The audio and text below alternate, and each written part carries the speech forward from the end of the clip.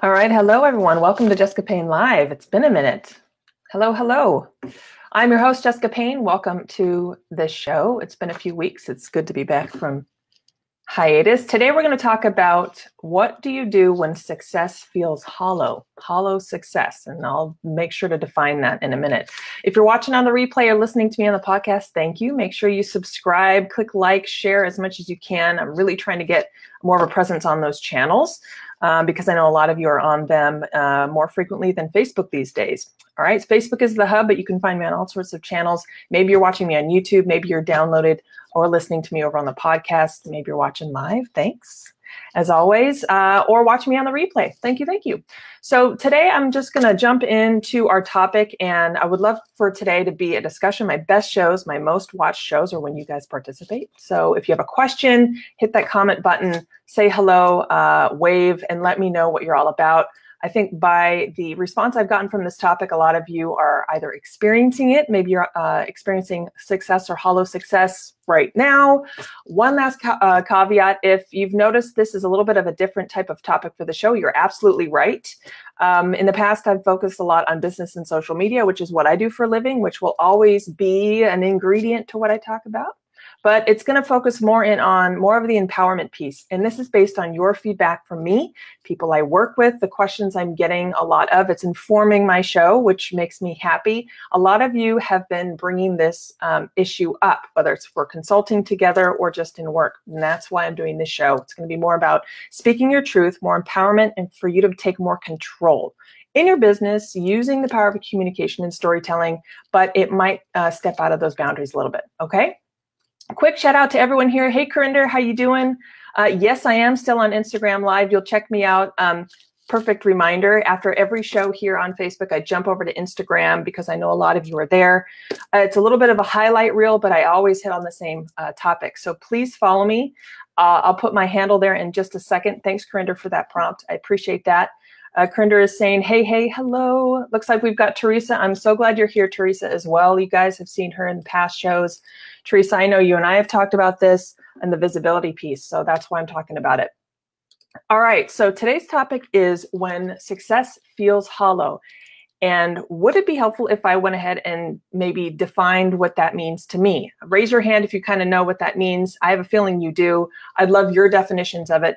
But essentially what hollow success feels to me and why the heck it's important is it's easy to kind of identify when things aren't going well in life or business, specifically business, or maybe what you're pursuing, when you don't have all the right pieces or when things are going poorly. It's easy to say something's not working. And what you typically do or what you try to do is you try to fix it.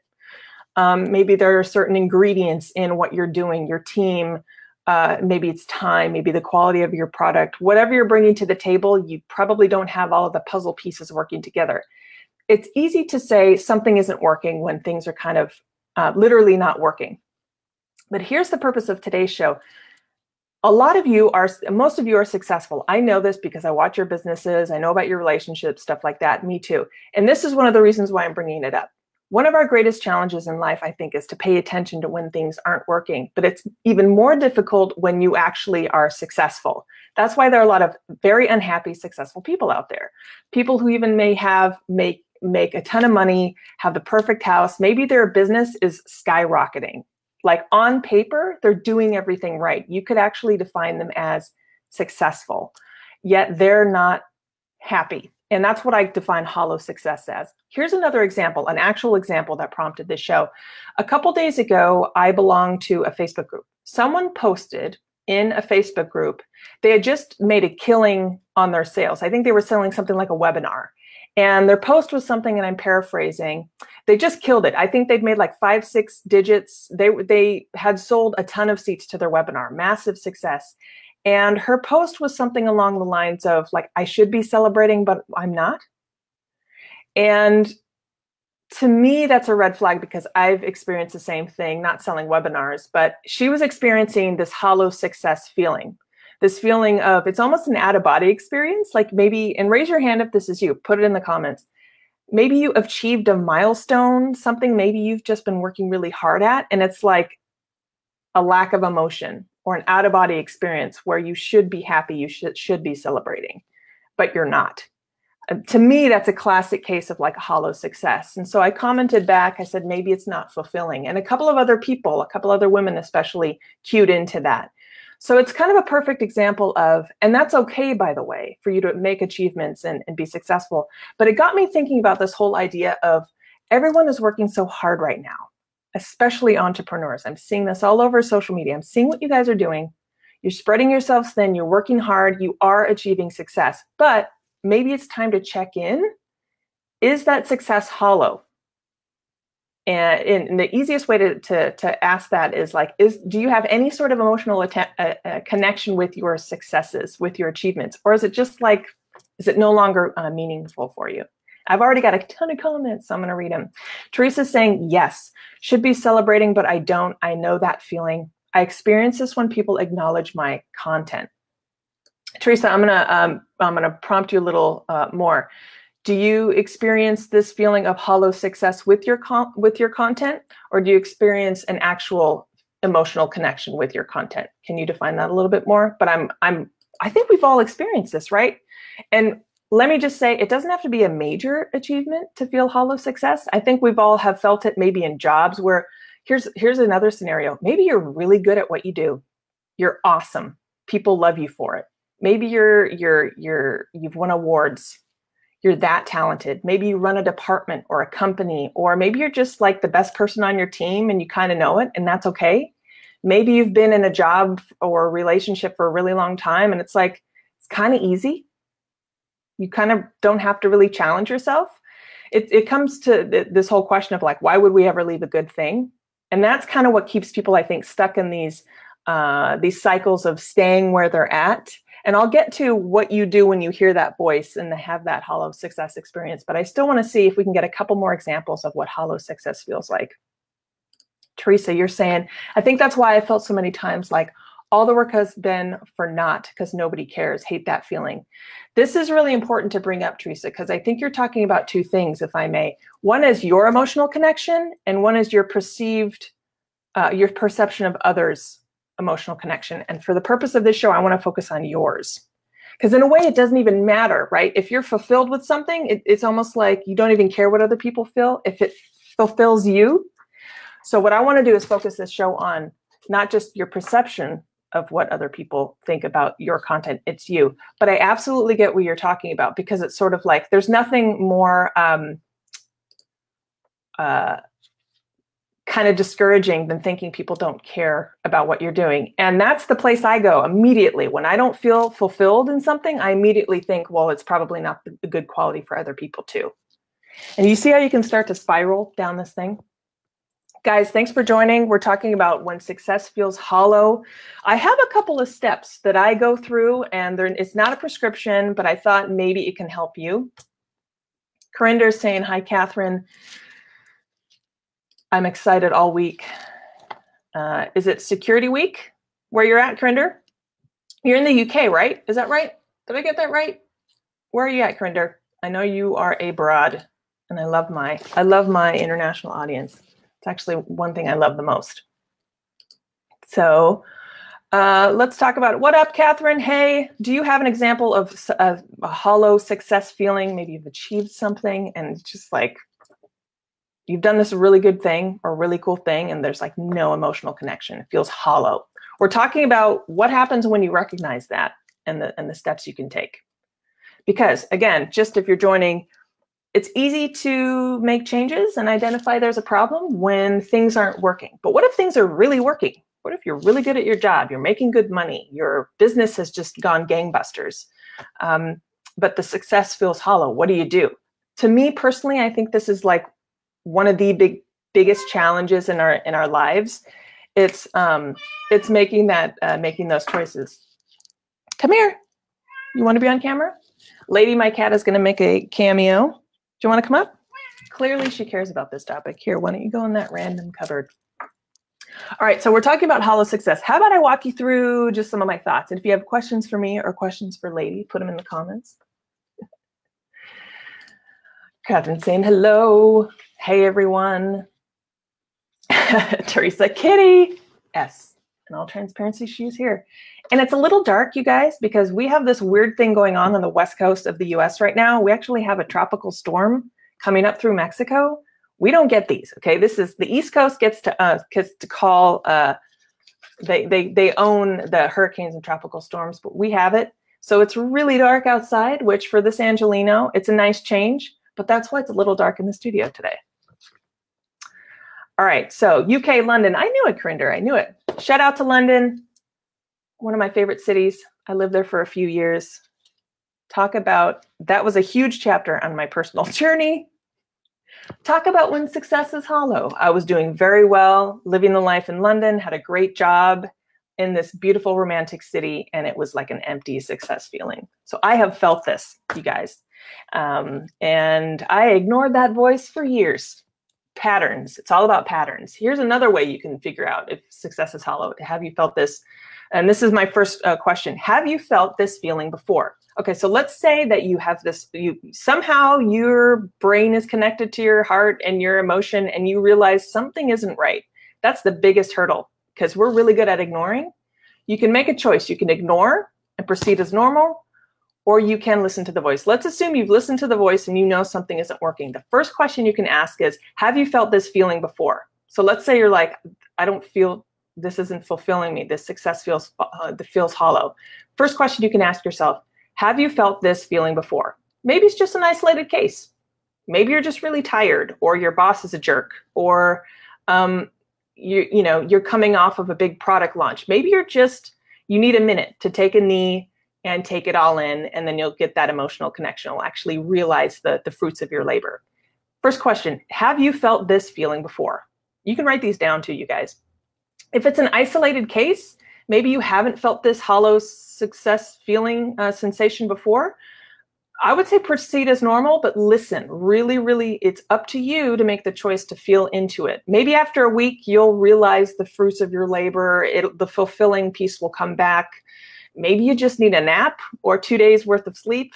Maybe you have to jump on that plane and fly back home, whatever you need to do. If it's an isolated feeling, maybe that's all it is. Maybe it's an external factor actually interfering with you actually feeling great. We've all had those bosses maybe who, it's your achievement, but maybe your boss's personality is just this dark cloud. You just have to extract yourself from that situation. And maybe you just have to get home from the conference you're at, wherever, to actually feel the fruits of your labor. All right. So if it's an isolated case, just maybe proceed as normal, but check in and see if it happens again. Okay. So the other, if you're looking at me like on a little flow chart, if you answered yes to that question and you have felt this feeling before, and this is where you have to really get wicked honest with yourself, because again, we're really good at ignoring and pushing it away. Because again, why would we leave a good thing? I'm making good money. I'm in a perfect marriage. I get to go to Bali this year. I just got promoted, right? All of those things cloud our judgment, right? And they help us redefine what we know is sort of a lack of fulfillment, right? Okay, so if you answered yes, and this is something you felt before, we have some fixing to do. So here's where I would kind of think about navigating that, because that's really scary. And that could take you like 2 days, 2 months, 2 years to actually get to that yes question. It took me 8 years, 3 jobs, 2 countries to figure out that my career, which I was really, really good at, I am really, really good at, wasn't fulfilling me. It was more of a personal journey I had to go through. But again, I was very good at my job, making good money, living the life. Success was hollow. It took me 8 years to actually acknowledge that something wasn't working. Okay, so you guys aren't alone. Corinder, you're saying, I always listen to your voice. Love it. You seem like a very mindful guy, Corinder. I love that.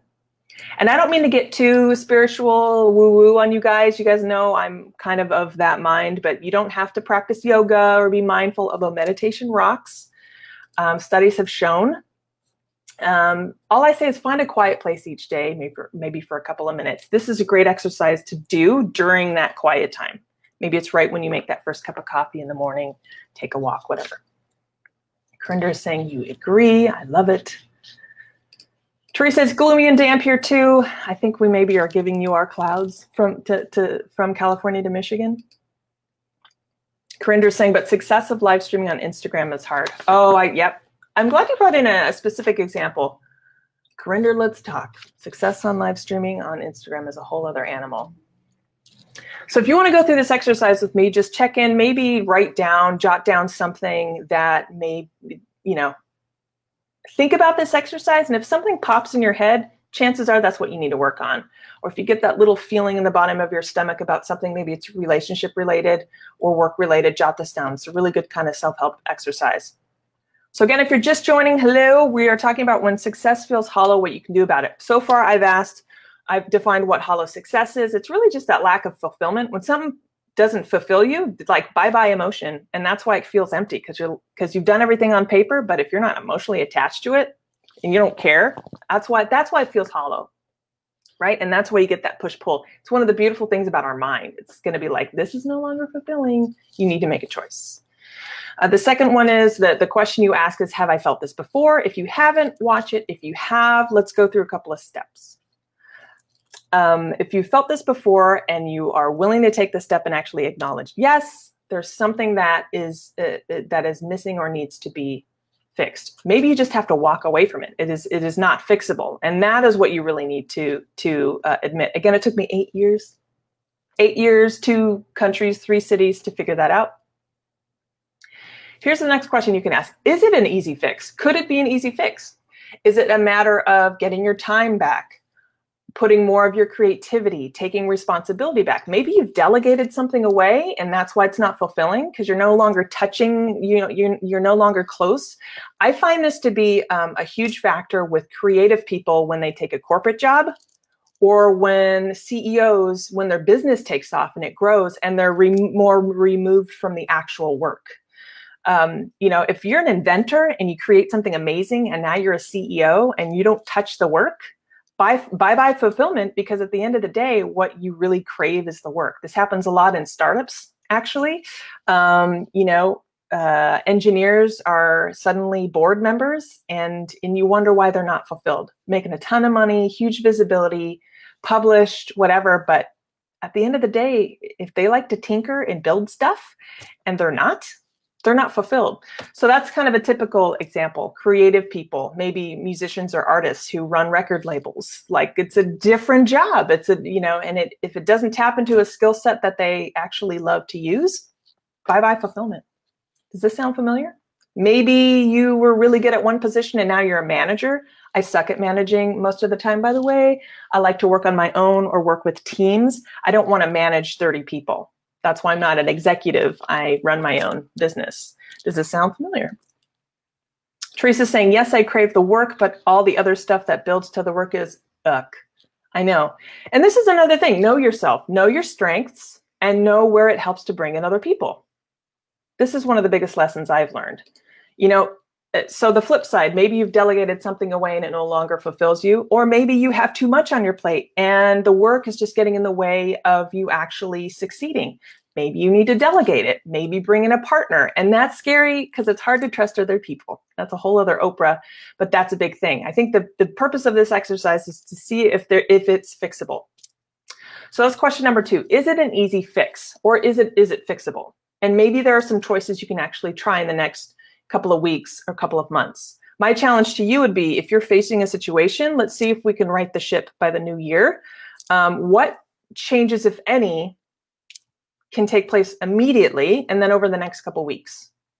Because it's going to take a little while for you to get that emotional connection back to the success. It's not a fix overnight. So that's the second question. Is it a fix? Can you fix it? And if you can, try to. It might just be a tweak. And all of a sudden, boom, you're emotionally more fulfilled. The success no longer seems hollow. You're happy. And that's amazing. If that's not the case, then I think the real work begins. Because again, the whole topic of today is like, it's easy to fix something that you know is broken, but what if it's really working and it doesn't fulfill you and then you have that hollow success feeling? This is where the big questions come. It's like, well, why is it not fulfilling? And maybe you need to actually go a little bit more inward to see what's missing. Think of it as like a missing ingredient. Sometimes we don't know. Again, it took me 8 years to figure this out. Middle of my career, on paper, I was ticking all the boxes, living the life. It took me a long time to actually acknowledge something was wrong and then actually try to fix it. This is the next step. This is the next choice you can make. Sometimes you just have to like acknowledge it's not working. And what I call is sort of create a space to explore. Because to me, I don't like confrontation, and that's like the least threatening. But it's enough responsibility on me to actually proceed. Karinder's saying exactly. Saying no, not fixable. And know your knowledge. I love that. Kind of like stay, like, what's your lane? Know your dots. Stay inside your dots. Sometimes just knowing you're done with something is all you need to know. And it's okay to not know the next chapter, by the way. That mystery, there's nothing more scary, I think, than knowing you're not currently happy in your current situation, but it's terrifying to not know the next chapter. And that, again, is another reason why we kind of stay where we're at, especially when things are going well. That's why people stay in marriages, they stay at companies, they stay in high-powered positions. They like those paychecks. They think it's going to fulfill them, but again, it's hollow success. The beautiful thing about our mind is that little voice is not going to go away. We can always choose to ignore it, but that little voice is not going to go away.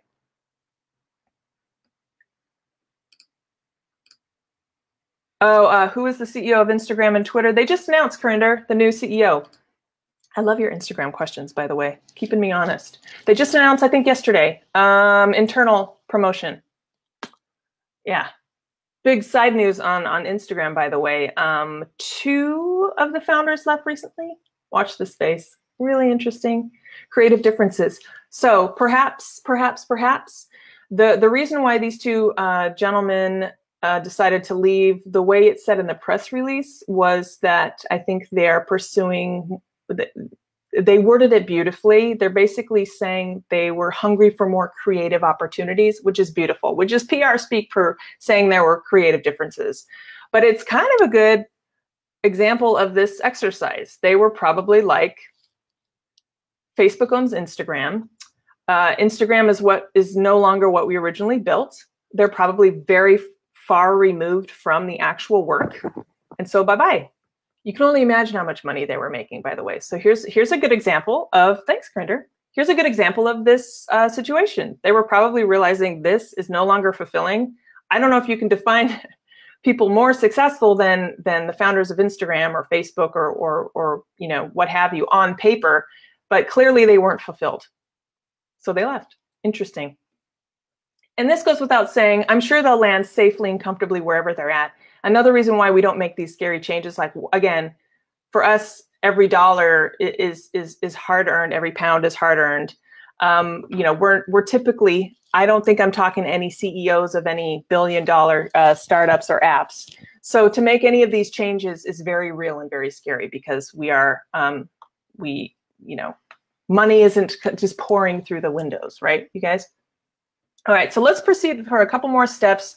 Again, hopefully, I hope that if there's one of you that leaves today with kind of some courage to go through this exercise in whatever way it works for you, I would have done my job when success feels hollow. Because here's my point. I'm so proud of every single one of your achievements, but as someone who has ignored that voice, there's a cost, right? You're in your prime right now. We don't need other people telling us what to do or speak for us or holding us back. And that idea of security and even just doing well can sometimes be a smokescreen to what we really want to do in our lives. And it's like, if there's anything the headlines are telling us right now, now is the time to really take these chances, because, why let anyone else kind of dictate what our success is? And maybe you've just outgrown what you've been really good at. Explore that other chapter. If not now, when? Right? All right, so a couple more steps. Let's say you're like, oh my God, this is no longer fulfilling me. I have no idea what the next chapter is. Again, the next step is really just give yourself permission to create a space. Just hold a space to explore. Don't leave your job. Don't leave your relationship. But it's up to you, and no one's going to do it for you. Create a space. Maybe it's just to ask questions or explore new things. Get a new hobby. Don't do anything dramatic, but try to play in other areas. If there's a class you've always wanted to take, maybe it's a completely different road you want to take your business into. Is there a way you can dabble and play? And this is probably going to be in your free time, right? So this is where the real investment is. But I would argue it's probably worth it.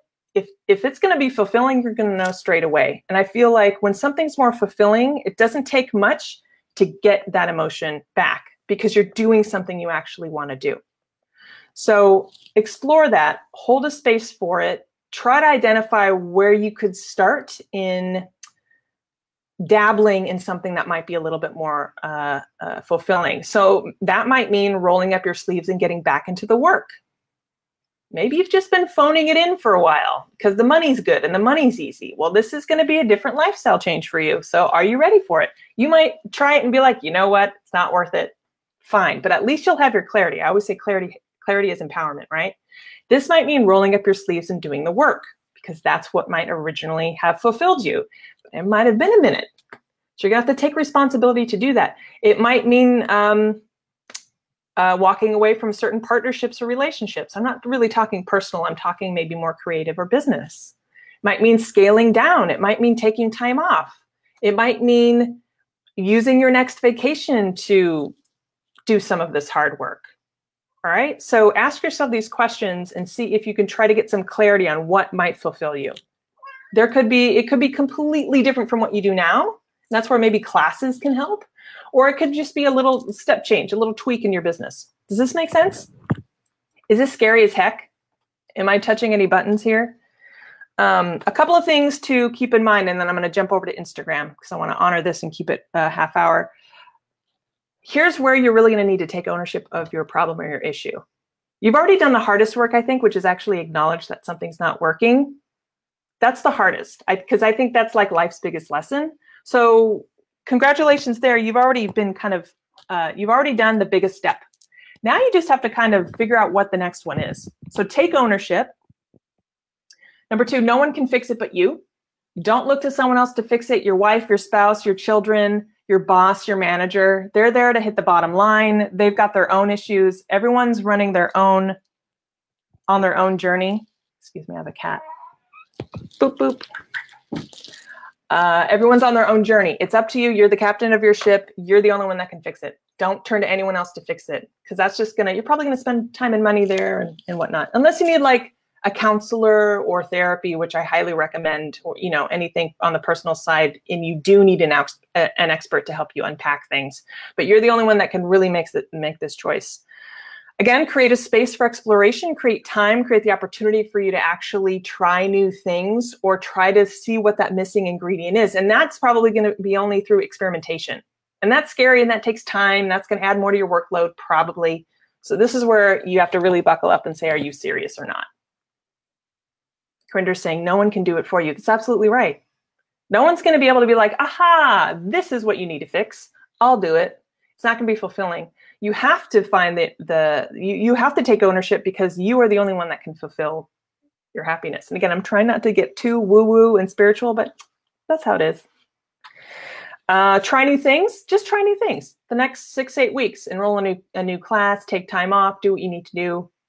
Try new areas of creativity or get back to maybe what you used to love. Try, maybe it was design or writing. Again, are you removed from something that used to bring you joy because you're successful? Just think about it. You might actually have the missing ingredient right in front of you. And it might be something from your early days when you first started your business. So revert back to that. Corinder's saying, and sit down for your time to be serious. Yeah, give it some serious thought. Absolutely. And lastly, yeah, just listen to it. Let's say you don't get an answer or a hit right away. This might take time. This might take the next year for you to figure this out. But again, the fact that you actually acknowledge that something isn't working, you're listening to that voice is the biggest step, honestly. The rest is just cake because you now are aware of it. It's just like they always say, once you're aware of a problem, you can fix it.